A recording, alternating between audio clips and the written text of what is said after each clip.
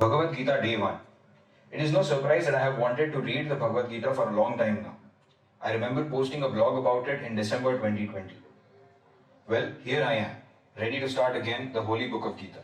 A highly philosophical dialogue between two great friends, mentor-mentee, and a king and his charioteer. Over the last 1 week, I have gotten into this habit of reading 1 hour every day, and after finishing Personality Isn't Permanent by Benjamin Hardy, I think I will take one of his ideas and put it to work here, my future self.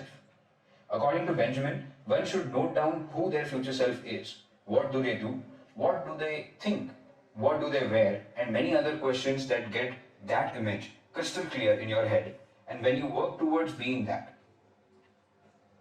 So here I am, blogging my way to being my future self. Anyway, let me get to it quickly. I don't think I have to talk about what Bhagavad Gita is, because irrespective of who you are, how old you are, or from what part of the world you are from, you have heard about it. If not, you have at least someone who knows what the book is. Hint, Google it. However, here is what it is in my words. Now, for the sake of this blog series, I am going to refer to this book as just another book.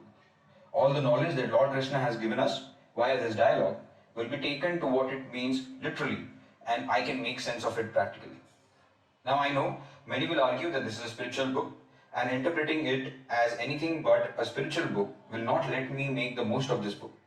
I understand, but I believe it will be much easier for me to discuss, critique, and or refer to other sources to help my understanding of the lessons Lord Krishna wants us to get if I read it as a philosophical dialogue between Krishna and Arjuna. Bhagavad Gita is a fabulous book. It is a conversation between Arjuna, one of the Pandavas, and Krishna, his charioteer, and his dear friend. It is narrated by Sanjay, who is an assistant to King Dhritarashtra, father of all Kauravas. This dialogue is set right before the start of a historic war between Pandavas and Kauravas.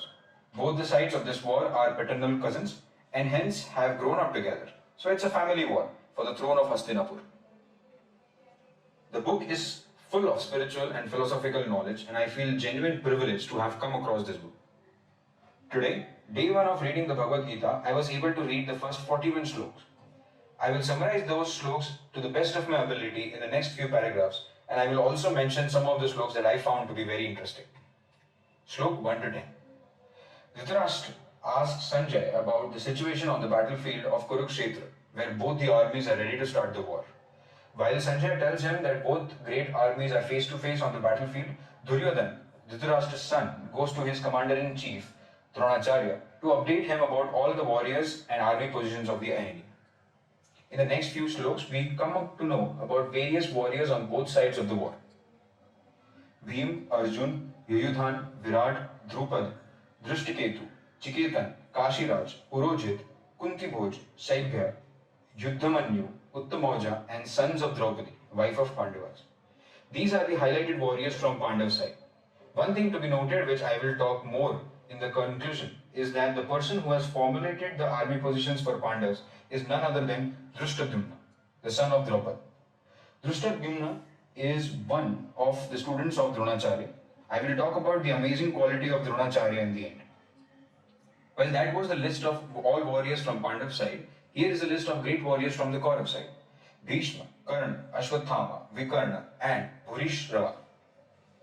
Duryodhana has great confidence in his victory because they are guided by none other than grandfather Bhishma.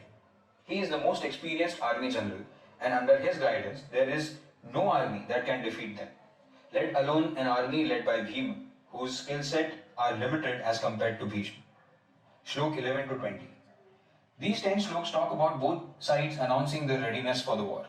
This happens when both sides blow their respective conch shell. The loud and thunderous roar of a lion-like sound from Bhishma's conch shell gives confidence to Duryodhana and his army. I am sure there is a reason for it that is not mentioned here, but every warrior has a name for his conch shell. The conch shell of King Yudhishthira, eldest of Pandavas, is called Ananta Vijaya. Nakula and Sahadev, the two of the youngest Pandavas, blew their Shukhisha and Mani Pushpaka. Lord Krishna's conch shell is called Panchajanya, and that of Arjun is called Devdutt. Also, the mighty Bhima blew his conch shell called Poundra. As the great bowman Arjun prepares to shoot his arrows towards the army, he stops and asks Krishna to do something. Slok 21 to 30. Arjuna asks Krishna to take the chariot in the middle of both armies so he can see who all he is going to contend in this great trial of arms. Lord Krishna, being his charioteer, does his duty to take his king where he wishes to be. Once in the middle of the armies, Arjuna sees his fathers, grandfathers, teachers, maternal uncles, brothers, sons, grandsons, friends, and also his fathers-in-law and all well-wishers on the other side. Arjun, the great warrior, has lost the will to fight when he sees all his family and friends ready to fight him and tells Krishna what he is feeling. He is filled with compassion for them. He starts trembling and his mouth begins to dry up. He feels his bow slipping from his grip and his skin feels like it is burning. Slok 31 to 41. In these sloks, Arjun asks multiple questions to Krishna, some of them even questioning the validity of having this war. The questions he asks are, how any good can come from killing my own family? I have no desire for a victory, kingdom, or happiness which comes after that.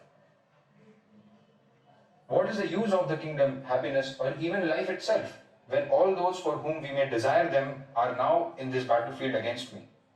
Even though they are ready to give up their lives and properties against me, why should I kill them? I am not willing to fight them for all three worlds, let alone this earth. What pleasure will I derive from killing the son of Dhritarashtra? Even though these men have their hearts filled with greed for which they are willing to kill their family, why should we, who can see the crime in destroying a family, engage? I have left the point because I am sure there will be more questions coming tomorrow. My highlights. Wow, this post has already gone quite long. Can't help it. Whatever I have read so far, one thing is pretty evident to me. It is that all the people from Mahabharata times are very serious about their role in the world. Remember I said I will talk about Dronacharya's student Drushtadumna.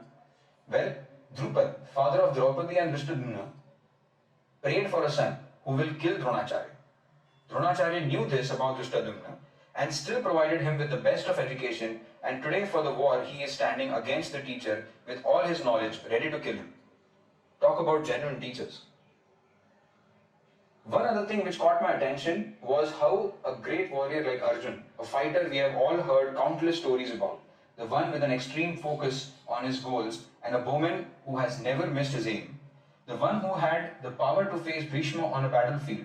How did someone as great a warrior as him felt weak before a war?